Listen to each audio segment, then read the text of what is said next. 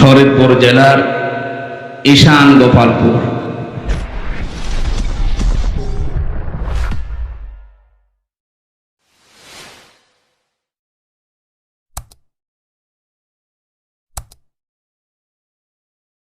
এই 1 মাস 13 থেকে 14 দিনের ভেতরে এই দেশের যে এখন জরিপ, এখনো পর্যন্ত বাংলাদেশে 100 জনের 14 জন জালেমদেরকে ভালোবাসে, সাপোর্ট করে। 100 জনের 28 জন মানুষ জেনারেল যারা আছে, আমি নাম নিলাম না, এদেরকে এখনো সাপোর্ট করছে। আনন্দের বিষয়, এদেশে 100 জনের 58 জন ইসলাম যেন এদেশে কায়েম হয় এটা চাচ্ছে।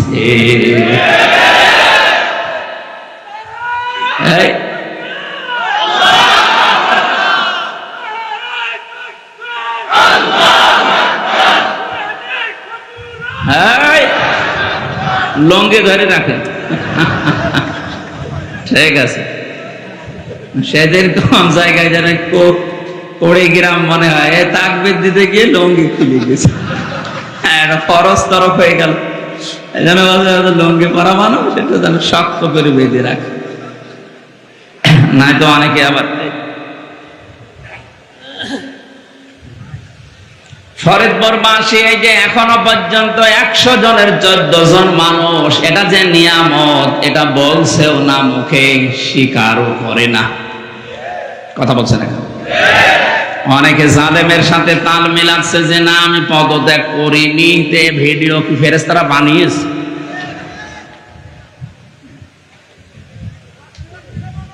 আপনি একটা হাজী সাহেবা মানুষ এত বড় মিথ্যা কথা ক্ষমতার জন্য বলতে পারলেন না? পারবে তো, পুরা জীবনটা মিথ্যা।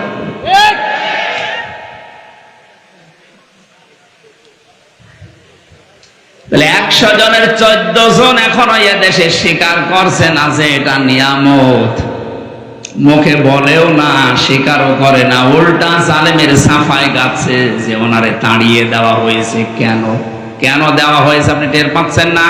এদিকে আসেন। মনে যে এখনো মাঝে মাঝে বলে আমি ঠুস করে ঢুকে পড়বো, আসেন আপনাকে আয়না ঘরে ঢুকাবো।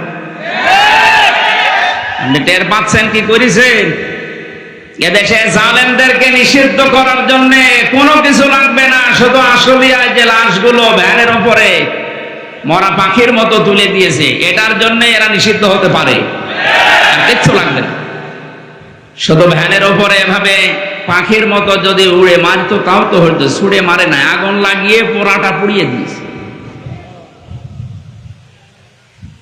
আজকে আল জাজিরা একটা রিপোর্ট দিয়েছে ভিডিও আকারে, আয়না ঘর এবং এই যে লাশগুলো পুড়িয়েছে, তারা পৃথিবীর আন্তর্জাতিক আদালতে মামলা দিচ্ছে যে এই দেশে এই জালেমদের এই দলটা নিষিদ্ধ হওয়ার জন্য আর কিচ্ছু লাগবে না, শুধু আয়না ঘর আর এই লাশগুলো পোড়ানোর দৃশ্য পৃথিবীর মোড়লদেরকে দেখান, এমনি নিষিদ্ধ হয়ে যাবে। যারা এখনো পর্যন্ত পাগলামিতে আছেন যে ঢুকে পড়বো, আসেন।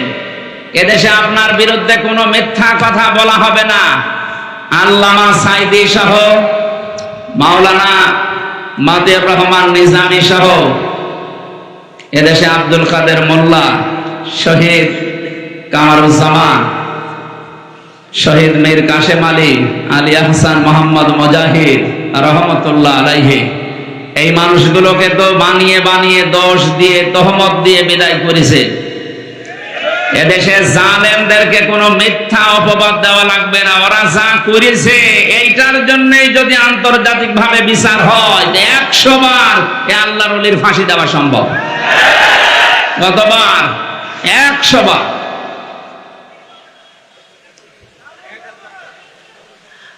আমরা কি বললাম? এই যে 100 জনের 58 জন আমরা খুব বেশি খুশি, আর 28 জন এখনো পর্যন্ত খুশি আছে, কিন্তু বারবার কেন জানি দেখছি পাগলামি করছে। না, তাড়াতাড়ি দেন। কি দেব? বাসর ঘরে বউ বসে আছে, নতুন বউ, দাদি শাশুড়ি যে বলছে কি গো আমার কিন্তু পতি চাই, বউ বলছে দাদি শাশুড়ি আমারে সময় দেন। শাশুড়ি এসে বলছে, কি গো বৌমা, আমার কিন্তু নাতি চাই, তোমাদের সময় দেবেন তো, কেবল আসলাম। ননদ এসে বলছে, আমার ভাতিজা চাই। কিছুক্ষণ পরে স্বামী এসে বলছে, বউ তুমি চাই করো, আমার কিন্তু বেবি চাই। বউ এবার মুখ তুলে বলছে, স্বামী বংশ কি সব পাগল নাকি? আপনাদের বাড়িতে ফরিদপুরে হওয়া ঠিক হয়নি, হওয়া দরকার ছিল পাবনায়। আসতে পারলাম না, এখনো কাজ কাম কিছু হয়নি, আর আপনি নাতি চাচ্ছেন। কেউ পতি চাই, কেউ ভাতিজা চাই, কেউ বেবি চাই। 10 মাস 10 দিন সময় দেবেন না? এখনো বাসর হবে, কাজ কাম হবে, 10 মাস 10 দিন সময় দেবেন, তারপরে তো কাউকে নাতি, কাউকে বেবি, কাউকে ভাতিজা আমি সব দিতে পারবো। সময় না দিয়ে খালি চিল্লাচ্ছেন, এগুলোকে আমি ডাউনলোড করে নিয়ে আসবো। এই যে 100 জনের 28 জন এখনো পাগলামি করছেন, যাদের দায়িত্ব দিলাম অন্তত সময় তো দেবেন। তারা তো এখনো 10 মাস 10 দিন সময় পায়নি। আপনাকে নাতি দেবে কি করে, বেবি দেবে কি করে? তাড়াহুড়া করে যদি আবার দেয়, তাহলে দিনের ভোট আবার রাতে হবে। কারণ এখনো পর্যন্ত এই 1628টা চেয়ার সবগুলো জালেমরা দায়িত্বে আছে। আমরা চাই এদেশের 1628টা চেয়ারে এতদিন যারা জালেমের গোলামি করেছে, সবগুলো চেয়ার থেকে লাঠি দিয়ে নামিয়ে ওই জায়গায় বৈষম্যের শিকার এতদিন যারা ছিল তাদেরকে রিপ্লেস করা। এটা আমাদের দাবি, আপনারা মানেন কিনা? লিল্লাহি তাকবীর। আলহামদুলিল্লাহ ভাই, এটা যদি আরম্ভ হয়, যেহেতু সংস্কার আরম্ভ হয়েছে, বৈষম্য বিরোধী ছাত্র আন্দোলনে যারা জীবন দিয়েছে তাদের জীবনীগুলো, তাদের কথাগুলো দেখেন। প্রত্যেকের যে 9টা দফা, তার ভেতরে এটা এক যে আমার সংস্কার চাই। কয়েকদিন আগে আমার মামলা সব খারিজ করে দিয়েছে। যিনি ছিলেন দায়িত্বে, এতদিন তো তার কাছে মামলা ছিল, এতদিন তিনি মামলার এভাবে নথি দেখার পরে কোনোদিন বলতে পারে না যে এর ভেতরে কোনো মাল নেই। অথচ এখন বলছে, হুজুর এর ভেতরে তো কোনো মাল নেই, কে দেখে বিচার করবো, যান খালাস দিয়ে দিলাম। এটা তো আপনার কাছে ছিল এতদিন, এতদিন তো বলেননি যে যান এটা খালাস করে দিলাম। উনি এই কথাই বলতো যে হুজুর আমার হাত বাঁধা। কি বাঁধা ছিল বলেন বলেন? আমরা চাই এদেশে আর কারো যেন হাত বাঁধা না থাকে। এ বিচারপতির হাত খুলে দেওয়ার সঙ্গে সঙ্গে যেমন 3 বছরের মামলা 3 সেকেন্ডে ডিসমিস করে দিয়েছে, যারা দায়িত্বে আছে এই 1628টা চেয়ারে প্রত্যেকটা হাত যেন এই বিচারপতির মতো, আবু সাইদের মতো খুলে যায়। কথা বলেন। 1627টা চেয়ারে হাত বাঁধা ছিল, মাত্র একটা হাত খোলা ছিল, তাও হাত খোলা ছিল না, দাদা যা বলতো তাই করতো। সুতরাং ওনারা যা চেয়েছিল আমরা সবই দিয়েছি, শেষে একটা বাকি ছিল, এটাও দিয়ে। পাকিস্তান থেকে বাংলাদেশ ভাগ করে দিয়েছিল ওনারা, এই জন্য ওনারা আমাদের পরম বন্ধু। 7 সিস্টারের মাধ্যমে ভারত 7 টুকরা হতে চলেছে। আমরা সাহায্য করব, আমরা আপনাদের বড় বন্ধু। কারণ আপনারা 1 টুকরা করে যদি বড় বন্ধু হন, আমরা 7 টুকরা করে দিচ্ছি। কথা বলেন না? আমরা আপনাদের আরো বড় বন্ধু না? যারা আছেন দায়িত্বে, চেয়ার গুলো আমরা মুক্ত করতে চাই, কারণ এগুলো জালেমদের দোসর। এরা জালেমকে আরো সাহস জুগিয়েছে, জালেমের সাহায্য করেছে। আমার ভাইরা,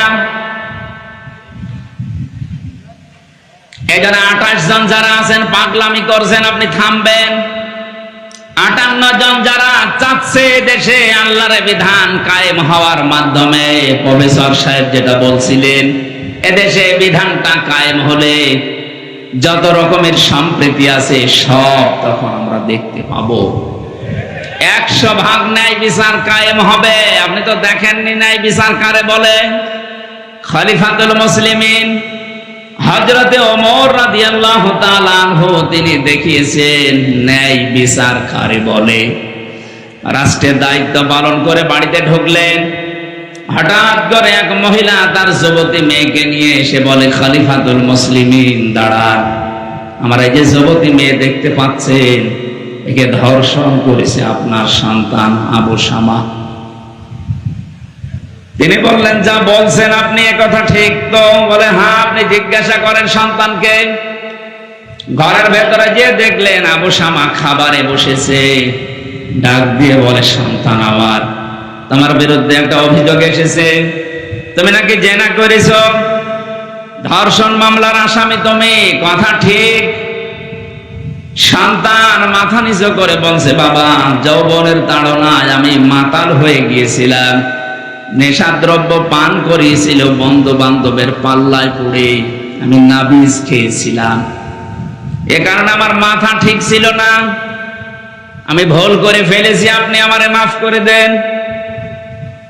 হযরত ওমর ডাক দিয়ে বলে, সন্তান, মাফ আমার কাছে না, মাফ আল্লাহর কাছে যাও, আর অপরাধ যার কাছে করেছো তার কাছে যাও। এখান থেকে একটা শিক্ষা বের হয়। এইদিকে তাকান।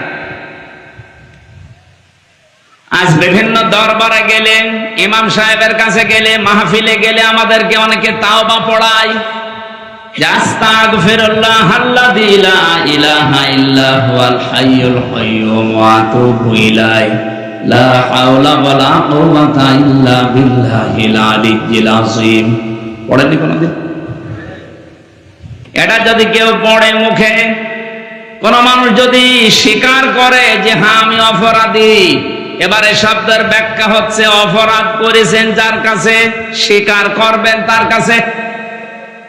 হযরত ওমর এইটাই সন্তানকে জানিয়েছিলেন, সন্তান, আল্লাহর কাছে তো মাপ চাইতেই হবে, কিন্তু অপরাধ তুমি করেছো যার কাছে, স্বীকার করা লাগবে তার কাছে। আমাদের দেশে এই তাওবার প্রথম এটা নেই। আমরা অপরাধ করি এক জায়গায়, মাপ চাই আর এক জায়গায়। কথা বোঝে?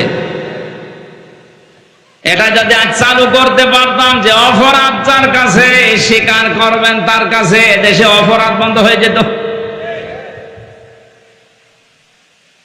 হাতে নাতে ধরা পড়ার পরে অনেককে দেখি বলেন, না, তদন্ত কমিটি গঠন করেন। হাতে নাতে ধরা পড়িস, তারপরও স্বীকার করতে রাজি না। অথচ ওই লোকটা আমার কাছে আসলে বলবে, হুজুর তাওবা পড়িয়ে দেন। কি পড়াবো? আস্তাগফিরুল্লাহ। আরে ভাই, এটা তো একটা বাক্য। তাওবা যদি কেউ করতে চায়, তাওবা আর ইস্তেগফার এক জিনিস না। আস্তাগফিরুল্লাহ, আস্তাগফিরুল্লাহ সব সময় পড়া যায়, কিন্তু তাওবা যদি কেউ করে, তার তিনটা শর্ত মানা লাগবে। কেউ যদি তাওবা করে, ওর পেছনের অপরাধ আল্লাহ পুরাটা মাফ করে জায়গাটা নেকি দিয়ে পাল্টিয়ে দেয়। তাওবাটা বড় জিনিস। এক নাম্বার শর্ত, আপনাকে স্বীকার করা লাগবে অপরাধ, যে হ্যাঁ আমি অপরাধী। আদম আলাইহিস সালাম এইটা করেছিলেন। তিনি বলেছিলেন, রব্বানা যালামনা আনফুসানা, হে আল্লাহ, আমি অপরাধ করে ফেলেছি, আমার নফসের উপরে জুলুম করে ফেলেছি। উনি স্বীকৃতি দিয়েছিলেন। সিস্টেম অপর পৃষ্ঠায় দেখুন, আল্লাহ পাক বলেন, শয়তান অপরাধ করেছিল, কিন্তু অপরাধের স্বীকৃতি দেয়নি। ও আর্গুমেন্ট পেশ করেছে, আমাকে ডাক দিয়ে বলেছিল, রব্বুল আলামিন, আনা খায়রুম মিনহু খালাকতানি মিন নারি ওয়া খালাকতানি মিন তিন। তুমি আমারে আগুন দিয়ে বানিয়েছো, আর এটা বানিয়েছো মাটি দিয়ে। আগুনের কাজ সব সময় উপরে যাওয়া, মাটির কাজ নিচে যাওয়া। আমার ভেতরে পাওয়ার আছে, আর ওর ভেতরে কোনো পাওয়ার নেই। শয়তান অহংকার করেছিল ক্ষমতার, পাওয়ারের। কিসের বলেন না কেন? শয়তান যে অহংকার করেছিল পাওয়ারের, ক্ষমতার। আজ তাকান পৃথিবীর দিকে, শয়তানকে আল্লাহ যতগুলো জিনিস দিয়েছিলেন, তার ভেতরে এইটা।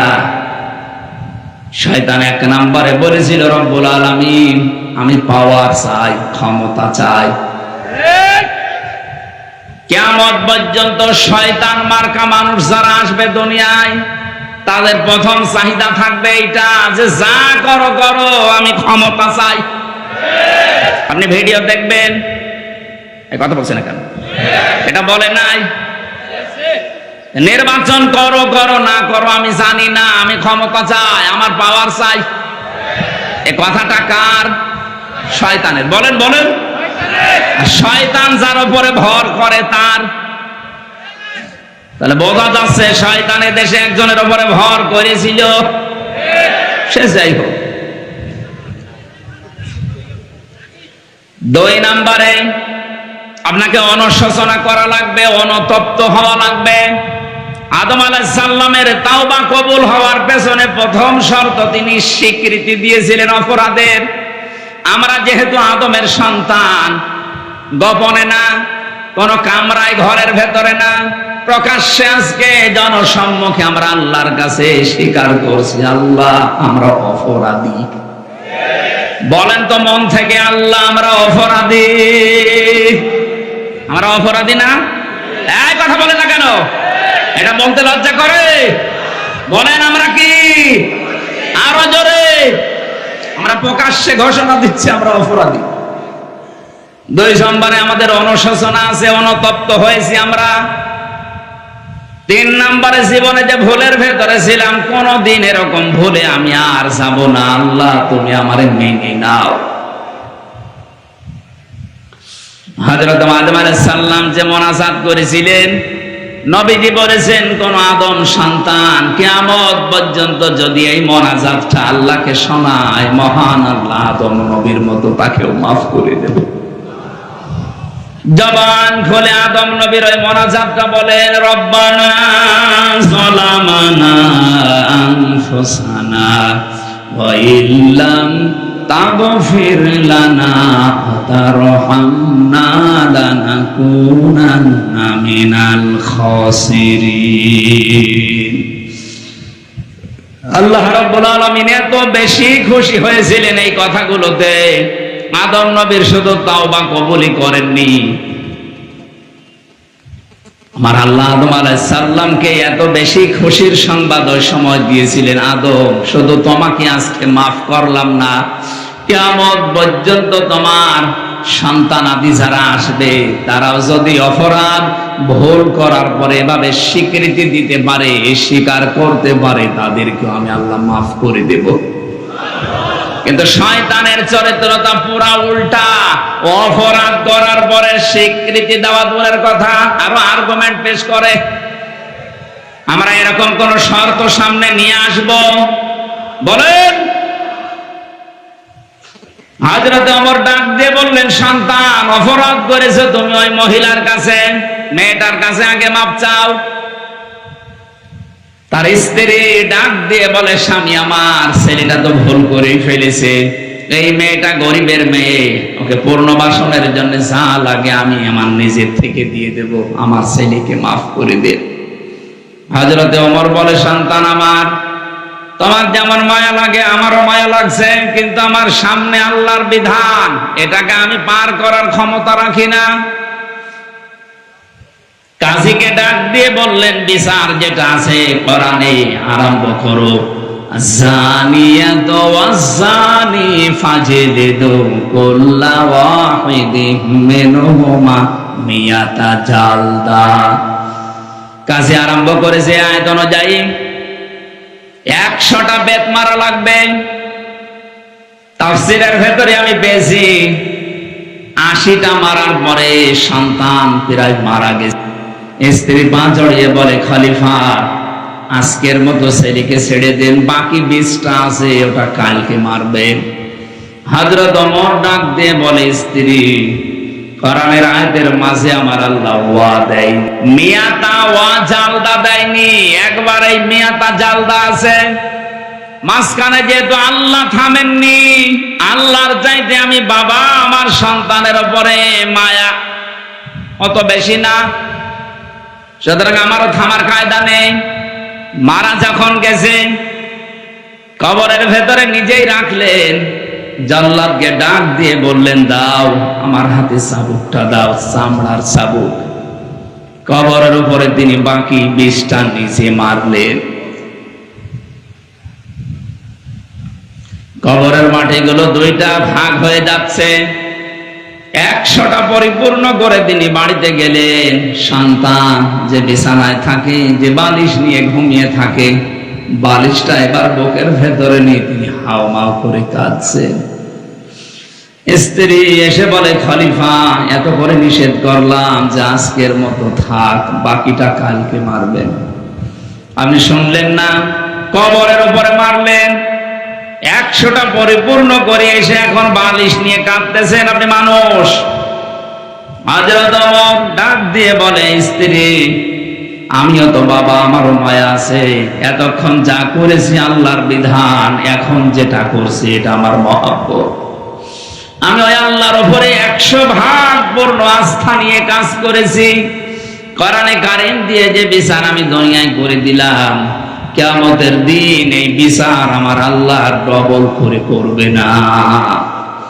আমার বড় আশা, আমার সন্তান আবু শামাকে সাথে নিয়ে আমি কিয়ামতে আল্লাহ যদি আমারে মাফ করে দেয়, আমি 2 বাপ বেটাই জান্নাতে যেতে পারবো।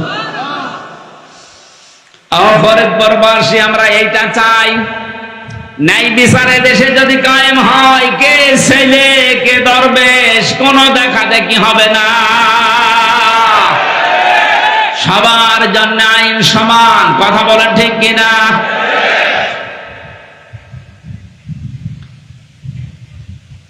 এই কোরআনের কথাগুলো শোনার জন্য আমরা এসেছি। আরেকবার বলছি আলহামদুলিল্লাহ। দরুদ আর সালাম পড়ছি আমাদের নবী মুহাম্মদ রাসূলুল্লাহ সাল্লাল্লাহু আলাইহি ওয়াসাল্লামের প্রতি। এটা রবিউল আউয়াল মাস, এই জন্য আমরা বেছে নিচ্ছি রবিউল আউয়াল সম্পর্কে কিছু গুরুত্বপূর্ণ বিষয় জানা এবং মানার জন্য।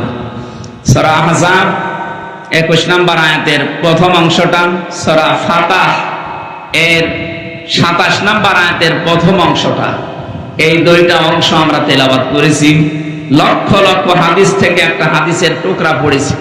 এই 2টাকে সামনে নিয়ে রবিউল আউয়াল মাসে যে ভ্রান্ত বিষয়গুলো আমাদের দেশে বিশেষ করে চলছে, আমি বিশ্বের বহু দেশে ঘুরেছি।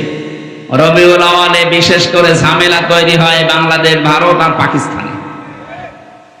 যে এই সমস্ত দেশে আমরা যারা আছি, আমাদের আবেগ বেশি, বিবেক কম।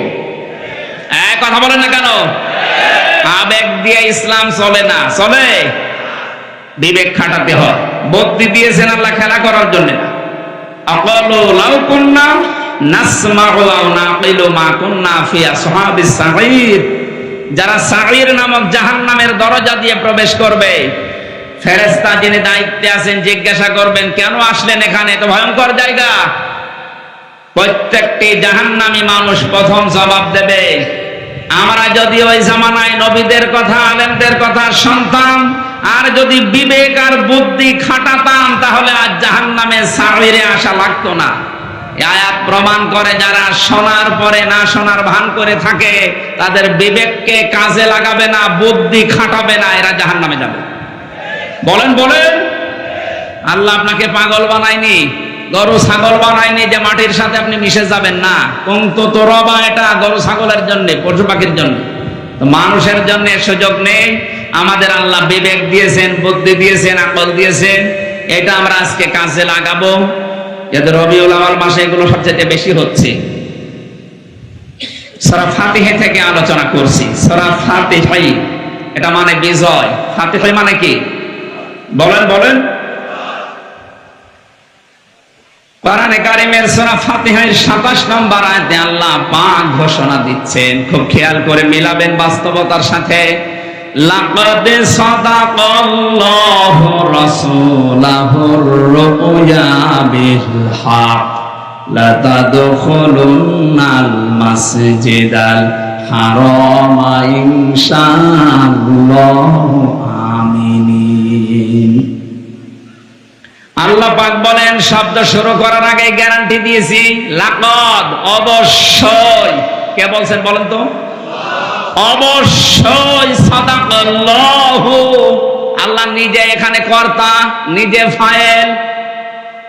আল্লাহ পাক বলেন, আমি অবশ্যই নিজে সত্যে প্রমাণিত করব। সত্যের রূপ দেব, বাস্তবায়ন করে দেখাবো। রাসূলুর রুয়া বিল হক, আমার রাসূল যে স্বপ্ন দেখেছেন এই স্বপ্নকে আমি যথাযথভাবে দুনিয়ায় দেখাবো। এই ঘোষণা দিলেন কে? বলেন বলেন। প্রশ্ন আসতে পারে, স্বপ্ন, হ্যাঁ, এটা আমাদের মতো উল্টা পাল্টা স্বপ্ন না। 15.5 বছরে আমরা অনেককেই দেখেছি, কিছু করলেই বলে এটা আমার বাবার স্বপ্ন ছিল। এত স্বপ্ন দেখেছে দুনিয়ায়। রাসূলুল্লাহ স্বপ্ন দেখেছিলেন। পৃথিবীতে যে সমস্ত নবীরা স্বপ্ন দেখেছে, নবীদের স্বপ্ন শুধু স্বপ্ন না, এটা ওহী। হযরত ইব্রাহিম নবী স্বপ্ন দেখেছিলেন, তিনি সন্তানকে জবাই দিচ্ছেন। সকালবেলা এসেই বললেন, হে আমার কলিজার টুকরা সন্তান, ইয়া আবাতি ফাল মা তুমার সাতাজিদুনি ইনশাআল্লাহু মিনাস সাবিরিন। আমি স্বপ্ন দেখলাম তোমাকে জবাই করছি, তোমার রায় বলো। সন্তান ওইরকম ছিল, তিনি জানতেন এটা বাবা, এটা সাধারণ মানুষ না, উনি আল্লাহর নবী। আর নবীদের স্বপ্ন হয় ওহী। নবীদের স্বপ্ন কি? বলেন বলেন। বাংলাদেশে অনেকেই স্বপ্ন দেখে বিভিন্ন জিনিস চালু করে দেয়।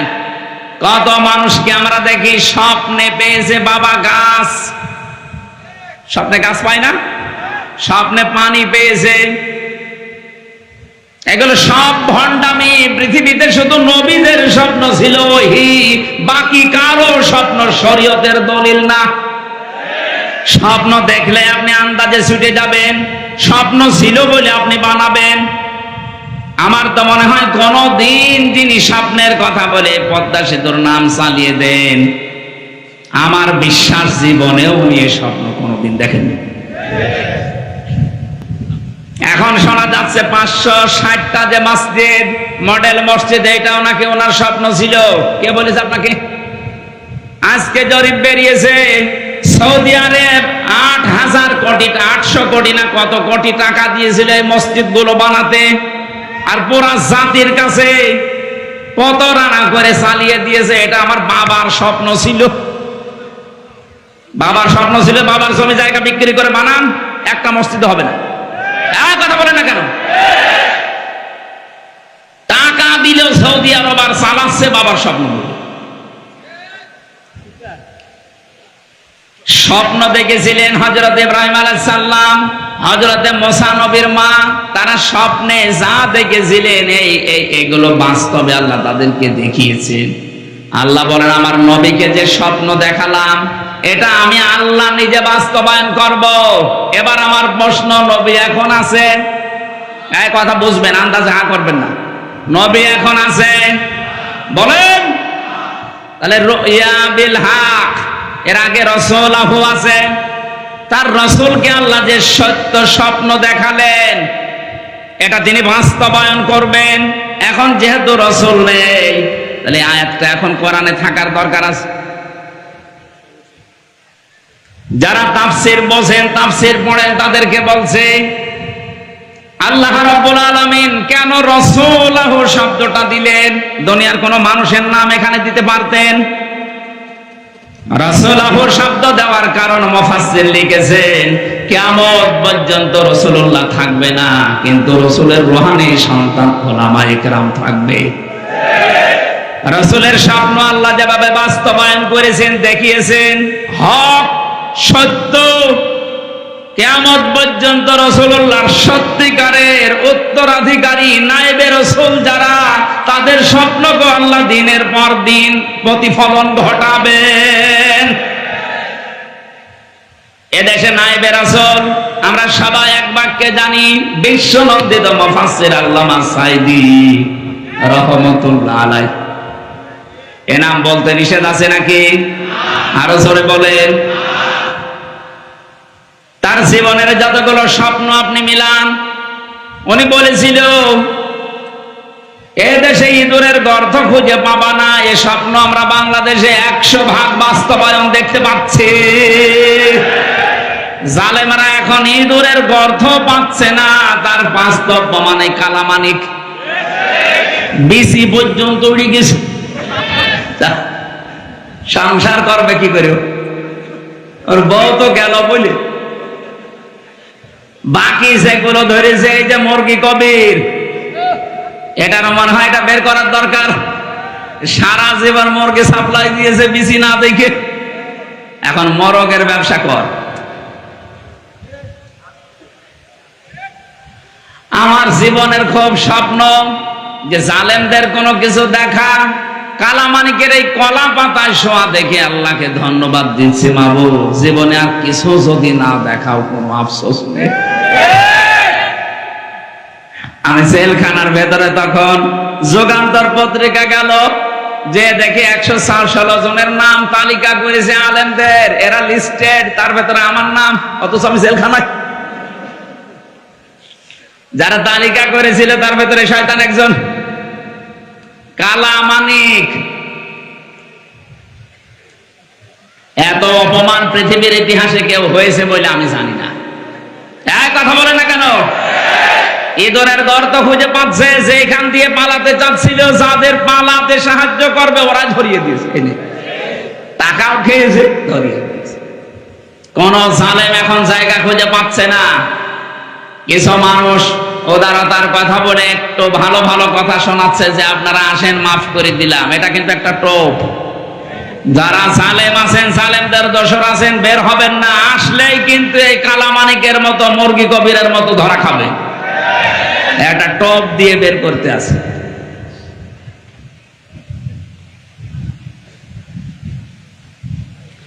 অনেক যখন বলছে যে আমি পাশাপাশি আছি, শর্ট করে ঢুকে পড়বো, কত মানুষ আশায় আছে ওনার চামড়া দিয়ে ডুগডুগি বাঁচাবে। আমি হয়তো কিছু বলবো না, 3 বছর আমি মাফ করে দিলাম।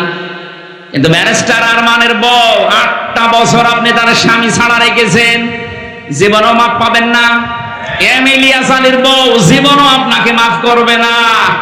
যে নাটক আপনি করলেন তা সেলিমের সামনে, যে পুলিশ হাতে ধরে নিয়ে যাচ্ছিল, ইকবাল ভাই বললাম, ভাই আপনার সামনে এরকম লাথি দিল, আপনি কিছু বললেন না। বলবো কি করে, কিছু করার নেই, দেখ লাথি ওর কপালে আসে। গতকালকে একজন ধরা পড়েছে কুষ্টিয়ার, আমার মনে হচ্ছে এও লাথি খাবে, কারণ যা করেছে। এ জালেমদের দেখলাম বাড়ির ইট পর্যন্ত মানুষ খুলে নিয়ে চলে গেছে। এমনি এমনি এটা করে, কত রাগ হলে আপনার উপরে মানুষ বাড়ির ইটও খুলে নিয়ে চলে যায়, বলেন? টয়লেটের প্যান পর্যন্ত খুলে নিয়ে চলে গেছে। জালেমের কিচ্ছু রাখবে না। কুষ্টিয়ার এখন ঘোষণা দিয়েছে আর ওই বাড়িটা এখন জাদুঘর বানানো হবে। আমার মনে হয় না, আবু জেহেলের বাড়ি যদি ইন্টারন্যাশনাল পায়খানা বানানো যায়, এদেশে যারা জালেম, যারা জালেমদের দোসর, এদের বাড়ি ঘরগুলো ইন্টারন্যাশনাল পায়খানা বানিয়ে দেয়। সারা দুনিয়ার মানুষ আসবে, বুঝবে যে হ্যাঁ এখানেও আবু জেহেল ছিল। অনেকে প্রশ্ন করে, হ্যাঁ এত দামি জায়গা পায়খানা বানাবে না। আরে ভাই, 35 নাম্বার 32 নাম্বারের চাইতে আবু জেহেলের বাড়ি কি কম দামি ছিল? তার বাড়ি কাবার পাশে। হ্যাঁ কথা বলছেন? আবু জেহেলের বাড়ি কোথায়? কাবা ঘরের পাশে। কত দামি জায়গা, শুধু জালেম বসবাস করেছে, এই কারণে আল্লাহ পুরাটা পায়খানা বানিয়ে দিয়েছে। কাবা শরীফ তাওয়াফ করার পরে একবার উপর দিয়ে ঘুরছিলাম, হঠাৎ দেখি পেটে ব্যথা। পুলিশকে বললাম, ভাই এতক্ষণ তো ভালোই ছিলাম, হঠাৎ আমার পেটে ব্যথা করছে। পুলিশ আমারে বলছে, হাজি ওর হজ্জা তাই না বেলাদুকা। ও হাজি, দেশ কোথায়? যে তুমি বাংলাদেশ। বাংলাদেশ থেকে এসেছি। ওর ভাষা দিয়ে আমারে বলছে, আপনি এখনো জানেন না এটা কোন জায়গা? কেন না তো, আবু জেহেলের বাড়ি। আপনি পায়খানা না করে দাঁড়িয়ে আছেন মানে? তাড়াতাড়ি যান। পায়খানা করে দেখি আমার পেটের ব্যথা ভালো হয়ে গেছে। আল্লাহ আমাকে জানাতে যাচ্ছে, হামজা এত কষ্ট করে আসলে আর শয়তানের মুখে পায়খানা না করে চলে যাবা। জালেমদেরকে আল্লাহ এইটাই করে। সূরা আরাফে আছে, ওয়াকাযালিকা নাজসিস সালিমিন। আল্লাহ পাক বলেন, আমি জালেমদের সাথে এরকম আচরণই করে থাকি। এই জন্য আমার যতটুকু বাস্তবতার ধারণা, আবু জেহেলের বাড়ি যদি পায়খানা হতে পারে, এদেশেও যারা জালেম যেখানে যেখানে বসবাস করেছে ওই জায়গাগুলো গজবের জায়গা হয়ে গেছে। কারণ ওখানে এমন কোন হীন অপরাধ নেই যে করা হয়নি। মানুষকে কিভাবে ধ্বংস করা যায়, মানবতাকে কিভাবে নষ্ট করা যায়, ওই দুর্বিসন্ধিগুলো ওই ঘরে বসে বসে হয়তো কথা বলছে না কেন? ওটা একটা জুলুমের জায়গা, ওটা একটা গজবের জায়গা। ওই জায়গাগুলো এখন বাংলাদেশের মানুষের জন্য টয়লেট বানিয়ে দেন। কিয়ামত পর্যন্ত এটা ইতিহাস হয়ে থাকবে। মানুষ যেন বুঝতে পারে হয়তো এখান থেকে 100 বছর পরে আমরা এখানে কেউ থাকবো না, কিন্তু ইতিহাস লেখা হবে। ইতিহাস যেভাবে ইয়াজিদকে ঘৃণিত নিন্দিত করে দিয়েছে, নব্য ইয়াজিদ এই দুনিয়াতে যারা জন্ম নিয়েছিল এদেরকেও দেখবেন পৃথিবীর ইতিহাস ঘৃণিত, নিন্দিত, বিবর্জিত করে দেবে। কারণ ইতিহাস যখন ঘটনা ঘটে তখন লেখা হয় না, ইতিহাস লেখা হয় পরে। আমার তো মনে হচ্ছে এখন যে অবস্থা বাস্তবতায় বাংলাদেশের, ইতিহাস একদিন লেখা হবে, তখন জালেমদেরকে বাংলার মানুষ ঘৃণিত, নিন্দিত করে দেবে। আর যারা মাজলুম ইমাম হোসাইনের মতো তাদেরকে বিজিত করে দেবে, সম্মানিত করে জানাবে। কিয়ামত পর্যন্ত তাদের নামকে আমার আল্লাহ মুখে মুখে তৈরি করে দেবে। অথচ জালেমদের নাম দেখেন ইয়াজিদ, নামটা কিন্তু সুন্দর নাম, সুন্দর নাম না? ইয়াজিদ কত সুন্দর নাম, অথচ পুরা নামটা আল্লাহ গালি বানিয়ে দিয়েছে। এখন ইয়াজিদ আর নাম নেই, ইয়াজিদ হয়ে গেছে গালি। আমি বিশ্বের বহু ধর্মের মানুষের সাথে মিশে দেখেছি, কোন মানুষের নাম আমি ইয়াজিদ পাইনি। এমনকি হিন্দুকে যদি বলেন যে 5000 টাকা দেব, সেইলের নাম ইয়াজিদ রাখেন, ইয়াজিদ একটা নাম। আপনার নাম যত সুন্দরী হোক, দিন যাচ্ছে যেতে দেন, আপনার অপকর্ম গুলো একটা একটা করে মানুষের সামনে যেভাবে আসতেছে, এতদিন হয়তো ইতিহাস প্রকাশ করেনি, কিন্তু এখন করবে। কিছুই যদি না হয়, বিডিআর হত্যা মামলার নাম নিয়ে যতগুলো মানুষকে হত্যা করা হয়েছে, আর কত মানুষকে বিনা কারণে আজ 16 বছর জেল খাটতে হচ্ছে। আমার সাথে যারা ছিল, আমি 950-র উপরে পেয়েছিলাম। আমার মনে হয় অধিকাংশ গুলোর যা অনুশোচনা, অনুতপ্ত অবস্থা দেখেছি, বিডিআর গুলো কিচ্ছু জানি না, আন্দাজে মামলা দিয়ে জীবনটা নষ্ট করে দিলে। রাতের গভীরে যখন দেখতাম পঞ্চগড়ের ওই নায়েক, বিডিআরের এই নায়েক সাহেব, মুরব্বী মানুষ, সাদা দাড়িওয়ালা মানুষ, আর 1 মাস পরে রিটায়ার্ড হয়ে যাবে, সারাটা জীবন চাকরি করেছে। আমার বলছে, হামজা ভাই, 1টা মাস পরে আমার জীবনের শেষ, আমি বাড়িতে যে বউ বাচ্চা নিয়ে থাকবো।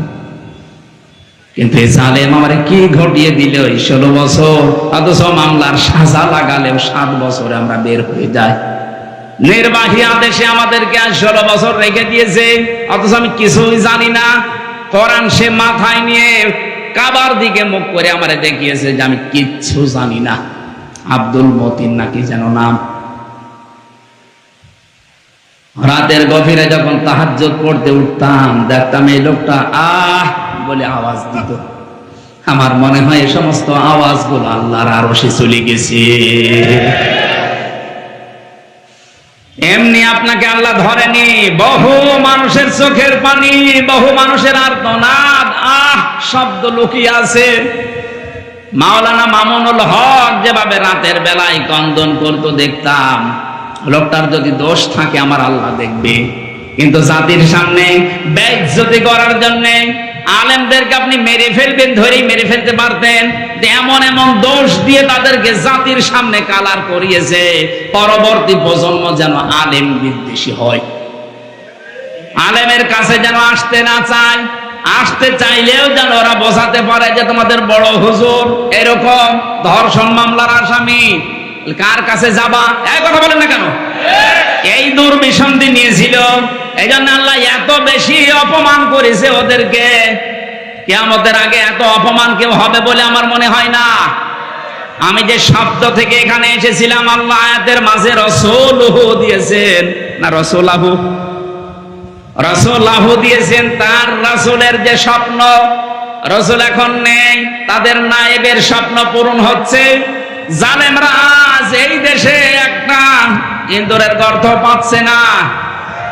নায়েবে রাসূলের দ্বিতীয় স্বপ্নের কথা তিনি জানিয়েছিলেন, এই দেশে কালেমার পতাকা পথ পথ করে জালেমদের নাকের ডগায় উঠবে। এটাও সামনে আসতেছে।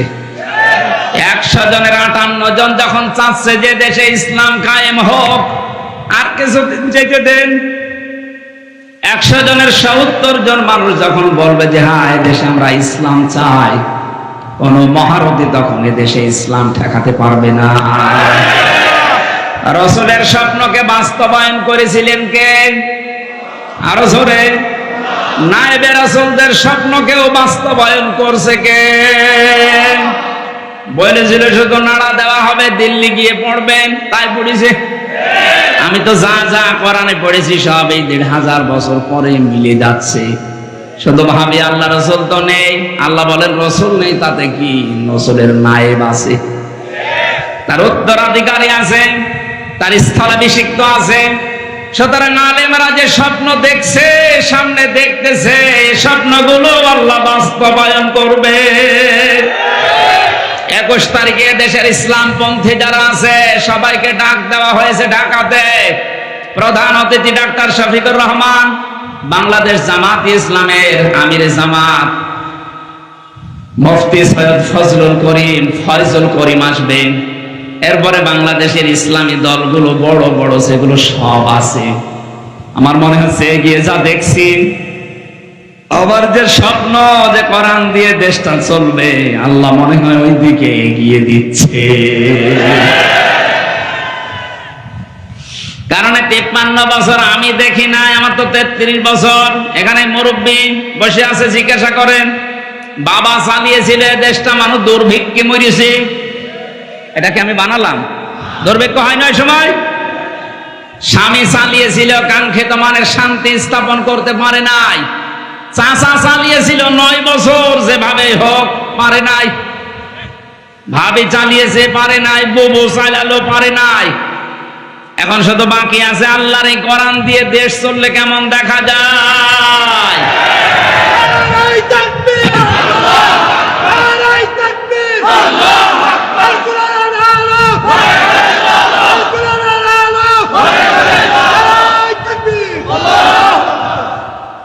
আপনারা যারা ভয় করেন যে হ্যাঁ এদেশে যদি কোরআন কায়েম হয়ে যায়, মেয়েদেরকে আজ ভয় দেখাচ্ছে অনেকে, কোরআন যদি কায়েম হয় তাহলে তোমরা ঘরবন্দি হয়ে যাবে।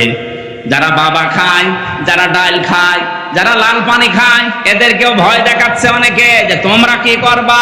কান খাড়া করে শোনেন এগুলো যারা খান। কারা খান দেখে হাত তোলেন তো। এখানে হয়তো ওগুলো আসেনি, কিন্তু ভিডিও হচ্ছে, ওরা শুনবে। আমার সামনে এখন 18 কোটি মানুষ, সবাইকে উদ্দেশ্য করে বলছি যাদের যা খাওয়ার অভ্যাস আছে, অনেকে যদি আপনাকে ভয় দেখান যে খেতে পারবেন না, না, মিথ্যা কথা। কারণ কোরআন যদি কায়েম হয়ে যায়, এমন একটা পরিবেশ আল্লাহ তৈরি করে দেবে, ওগুলো খেতে আপনার মনে চাইবে না। এই যে দাড়ি কাটা মানুষ একটা, উনি হয়তো বিড়ি খাওয়ার অভ্যাস থাকলেও থাকতে পারে, খাক। বিড়ি খাওয়া তো আর হারাম না, মাকরুহ, 2-1টা খেলে খা। এখন অনেক যদি বলে হুজুর আমি মসজিদের ভেতরে আছি কিন্তু আমার বিড়ি খেতে মনে চাচ্ছে, খেতে পারবে? কথা বলে না কেন? কারণ মসজিদ এমন একটা পরিবেশ, আল্লাহর ঘরটা এমন ভাবে আল্লাহ বানিয়েছেন, এটা পুরাটা রহমত দিয়ে ভরা। এখানে মানুষ যদি দুনিয়ায় রহমত চায়, কোনো মাজারে না, কোনো বাবার দরগাহে না, 8 রশি 14 রশিতে রহমত নেই, রহমত আছে আল্লাহর ঘর মসজিদে। কোন রশিতে যাওয়ার সময় কেউ কি বলে আল্লাহুম্মা আফতাহ লি আবওয়াবা রহমাতিক? না, কিন্তু আল্লাহর ঘরে ঢুকলে আপনাকে বলতে হবে আল্লাহুম্মা আফতাহ লি আবওয়াবা রহমাতিক, হে আল্লাহ তোমার রহমতের দরজা সব খুলে দাও। তাহলে এই দোয়া দ্বারা বোঝা যাচ্ছে রহমত পেতে হলে চাওয়া লাগবে কোথায়? আরো জোরে। মসজিদের ভেতরে প্রবেশ করে ওনার যতই নিশা থাক, বিড়ি খেতে পারবে। একটা পরিবেশ আল্লাহ বানিয়ে দিয়েছেন আলাদা। এ দেশটায় যদি কোরআনে কারিম কায়েম হয়, আল্লাহর কসম এমন একটা পরিবেশ তৈরি হয়ে যাবে, কোনো নেশা আপনার মুখে আসবে না, আপনি নিজেই পাল্টিয়ে যাবেন। আর এই পাল্টাবে কে? হামজা না, এটা আল্লাহর দায়িত্ব। লাকাদ সাদাকাল্লাহু, এই যে আল্লাহ নিজে এখানে ফাইল কর্তা। নবীজি জানিয়েছেন এই পৃথিবীতে আল্লাহর দ্বীন কোরআনের বিধান চালু করার জন্য কাজ করা এটা ফরজ, আর এর বিরোধিতা করা এটা কুফরি। আর কেউ যদি নিশ্চুপ থাকে যে আমি কোনো দলে নেই, এর ভেতরে নেই, সে মুনাফিক। আল্লাহর দ্বীন কায়েমের জন্য চেষ্টা করা, আরো জোরে বলেন, বিরোধিতা করা কুফরি, কাফের হয়ে যাবেন। আর যদি চুপ থাকেন, আরো জোরে, আমার তো মনে হচ্ছে এই দেশে ফরজ এই দায়িত্বটা পালন করা মানুষ এখন কম, শুধু মুনাফিক আর কাফের বেশি। শুকরিয়ার বিষয়, আস্তে আস্তে এগুলো পাল্টিয়ে যাচ্ছে। নবীজি জানিয়েছেন মান তামাসসাকা বিসুন্নতি ইনদা ফাসাদি উম্মতি ফালাহু আজরু মিয়াতি শাহীদ। আমার উম্মতের যখন দুরবস্থা চলবে, কেউ কোল কিনারা পাবে না দিশেহারার মতো, ওই কঠিন অবস্থায় যদি একটা মরা সুন্নাত কেউ জিন্দা করতে পারে, তার আমলনামায় 100 গলা কাটা শহীদের সওয়াব দেওয়া হবে। কোনদিন ভেবেছেন হাদিসটা নিয়ে? একজন শহীদের সওয়াব পেলেই তো আবু সাঈদের মতো আপনি জান্নাতি। আবু সাঈদ যে জান্নাতি, আপনার কি বিশ্বাস হয় না? জালেমের জুলুমের সামনে নিজের জীবন পর্যন্ত যে লোকটা দিতে পারে, অনেকে তাকে এখন শহীদ বলতে রাজি না। শহীদকে যদি কেউ শহীদ না বলে, তাহলে তার ইমানের সমস্যা হবে। কারণ কোরআনের আয়াতে আল্লাহ জানিয়েছেন শহীদদের ব্যাপারে খুব সতর্ক। শহীদরা মারা গেছে কথা মুখ দিয়ে বলা নিষেধ, এমনকি অন্তরে ধারণা করাও নিষেধ। একটা শহীদের সওয়াব জীবনে থাকলেই তো আপনি জান্নাতি। 100 গলা কাটা শহীদের সওয়াব আপনি টের পাচ্ছেন। চিন্তা করলাম তাহলে মরা সুন্নাত কোনটা দেখি তো। টুপি মাথায় দেওয়া মরা সুন্নাত না, কেউ দেয় কেউ দেয় না, এটা মরে যায়নি। জব্বা গায়ে দেওয়া মরা সুন্নাত না, এটা কেউ দিচ্ছে কেউ দিচ্ছে না, এটাও মারা যায়নি। খাবারের পরে মিষ্টি খাওয়া সুন্নাত, এটা মরা না, কেউ খায় কেউ খায় না। আমার দৃষ্টিতে ধরা পড়েছে একটা মরা সুন্নাত এই দেশে আছে। নবীজি কোরআন দিয়ে 10 বছর এই দুনিয়া চালিয়েছিলেন, রাষ্ট্র চালিয়েছিলেন। কয় বছর? আরো জোরে।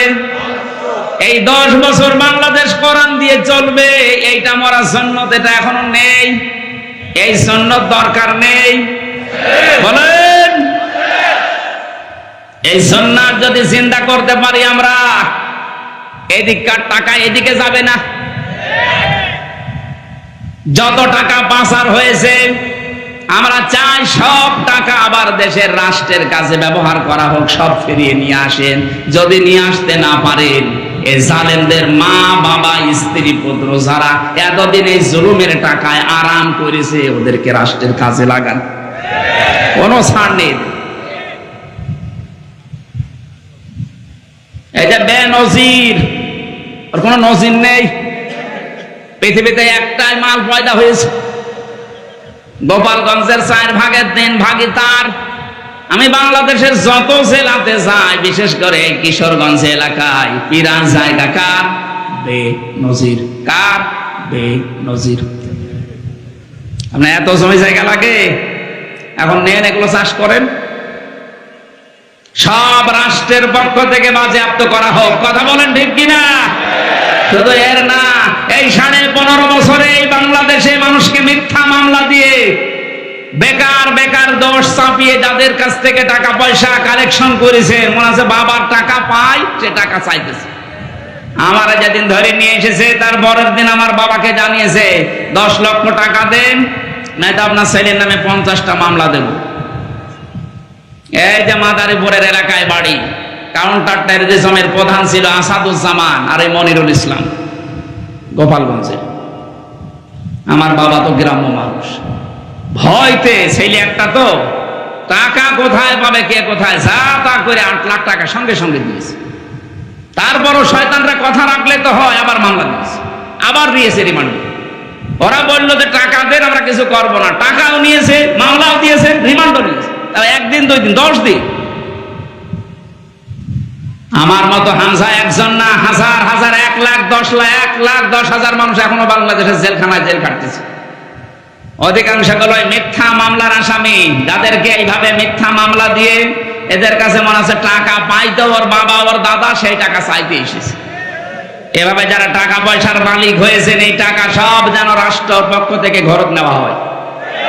যারা ভিকটিম আছে, যদি পারেন খোঁজ করে তাদের কাছে দেন। আমারটা তো আমি পেতে পারি, এই মাদারীপুরে ট্রাকের হাটে বাড়ি, মিজান আমার মামলার আয়ু। আমি চাই আমাকে যেহেতু বেকসুর খালাস দিয়েছে আদালত, তার মানে আমার কোনো দোষ পাইনি। কথা বলে না কেন? পাইনি, যে মামলায় নিয়েছিল কোনো দোষ নেই, এই জন্য তো বেকসুর খালাস দিয়ে দিয়েছে। সুতরাং আমি যেহেতু নির্দোষ প্রমাণ হয়েছে দেশের আদালতে, আমার বিপক্ষে মামলার আয়ু থেকে একেবারে ওই যে হাত খোলা, ওই পর্যন্ত যারা জড়িত ছিল তাদেরকে আমি 3 বছর জেলে দেখতে চাই। কোনো শাস্তি নেই, এটা তাদের শাস্তি। আর আমার বাবা যেহেতু 8 লাখ টাকা দিয়েছে, আমরা এদের কাছে প্রত্যেকের কাছে 8 লাখ টাকা চাই, দেন। টাকা বাবার টাকা সব কামাই করিস, যত টাকা অবৈধভাবে কামাই হয়েছিল, এই টাকাগুলো যদি রাষ্ট্র এখন বাজেয়াপ্ত করে, দেশ দাঁড়িয়ে যাবে, কোনো অসুবিধা নেই।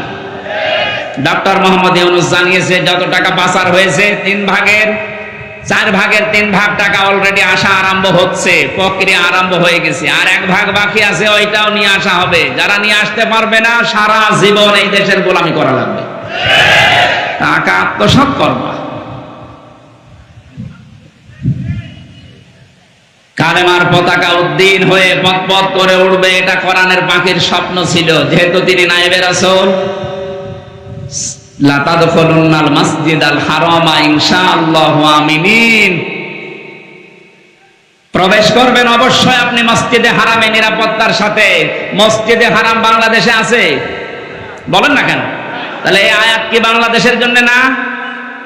কিভাবে আপনি ব্যাখ্যা করবেন? মসজিদে হারাম যেহেতু নিরাপদ জায়গা, নিরাপত্তার জায়গা, কোরআনে কারিমে সূরা আলে ইমরানে আল্লাহ পুরা এরিয়াকে বলেছেন এটা নিরাপত্তার শহর। কোরআনের এই নির্দেশগুলো যদি এদেশে পালন হয়, রাষ্ট্রীয়ভাবে যদি কায়েম হয়ে যায়, আল্লাহর কসম 56,000 বর্গ মাইলকে আমার আল্লাহ নিরাপত্তার শহর বানিয়ে দেবে। এমন মুসলমান তৈরি হবে এই দেশে, টেকনাফ থেকে তেতুলিয়া পর্যন্ত একটা মহিলা যুবতী সাজগোজ করে যাবে, শুধু আল্লাহর ভয় ছাড়া কোনো ভয় তার ভেতরে থাকবে না। প্রশ্ন আসতে পারে, তাহলে যুবক মানুষ, হ্যাঁ, যুবক গুলো এমন মুসলমান হবে।